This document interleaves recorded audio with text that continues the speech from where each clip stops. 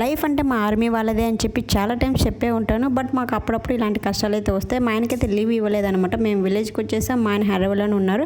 But ఈ Sunday మాత్రం ఇలా వచ్చేసారనమాట, గెట్ టుగెదర్ అటెండ్ చేయాలని చెప్పి. సండే మార్నింగ్ దిగారు, మళ్ళీ సండే నైట్కి అంతా వెళ్ళిపోయారు. అక్కడ ఫంక్షన్ అవగానే అమ్మ వాళ్ళ ఇంటికి అయితే వచ్చేసారు. లాస్ట్ టైం పెళ్ళికి కూడా అంతే, సండే మార్నింగ్ వచ్చి నైట్కి అంతా వెళ్ళిపోయారు అనమాట. సో అలా ఉంటుంది ఆర్మీ లైఫ్ అప్పుడప్పుడు. లాస్ట్లో ఒక చిన్న బిట్ అయితే మా ఆయన గురించి పెట్టాను చూడండి. జ్ఞాపకాలు గుర్తొస్తే మనసు మాత్రం మళ్ళీ చిన్ననాటి రోజులకే వెళ్ళిపోయింది. నువ్వు ఎక్కడ ఉన్నా కానీ నిన్ను ఒక్కసారి చూడాలని చాలా సంతోషంగా చాలా దూరం నుంచి వచ్చాను. నువ్వు ఎక్కడ ఉన్నా, ఏ పని చేస్తున్నా, నువ్వు నీ ఫ్యామిలీతో సంతోషంగా ఉంటానని మనస్ఫూర్తిగా దేవుని కోరుకుంటున్నాను. ఇలానే మీ ఏమైనా స్వీట్ మెమరీస్, స్వీట్ ఏమైనా అకేషన్స్ ఏమైనా ఉంటే షేర్ చేసుకోవాలని కోరుకుంటున్నాను. శేఖర్, ఒకటి, ఇది నువ్వే రాసినావా మీ మిసెస్ రాసిందా చెప్పు.